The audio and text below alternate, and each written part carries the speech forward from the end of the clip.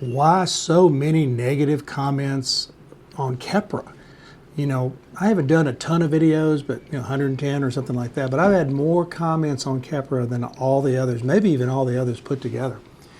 So I will tell you the reason why in just a few minutes, but Keppra is one of my favorite anticonvulsants. We use it some for migraine headaches. I love Keppra and Lamictal in young people for migraines. Keppra is probably safe in pregnancy, safe in breast milk, so we use it. You can take it forever, but Keppra has an idiosyncratic reaction. And idiosyncratic is a reaction just the opposite of what it should be. And we use Keppra some in patients with Alzheimer's just to help level them out and calm them down. But it can cause extreme bizarre behavior.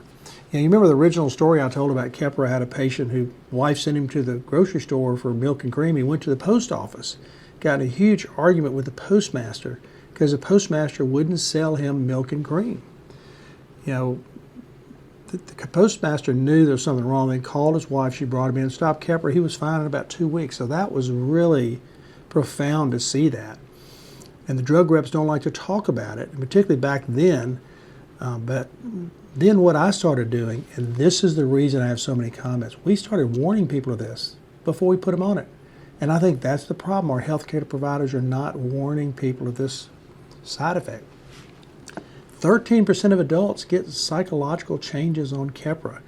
This extreme bizarre behavior like this guy had, they can be drowsiness, personality changes like suicidal thoughts, anxiety, aggressiveness, very apathetic, bizarre thoughts, what I call the wild-eyed wild man syndrome. I've seen a couple of men come in that just like this wild-eyed wild man syndrome. 13% of people, that's like a little more than 1 out of 10 will have this.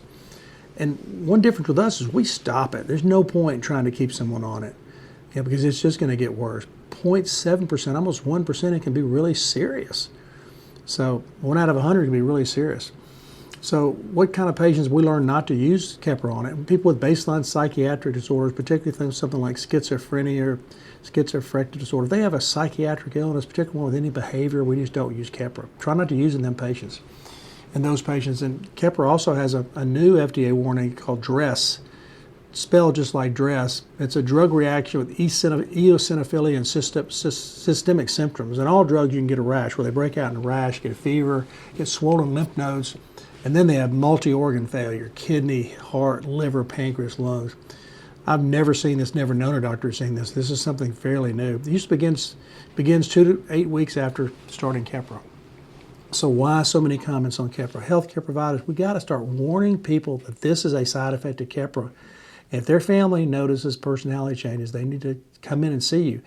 And that's another thing. A lot of times the patients don't see it. Most of the time they don't. It's a family member. So they have to let the family members know that this is a potential complication of Keppra.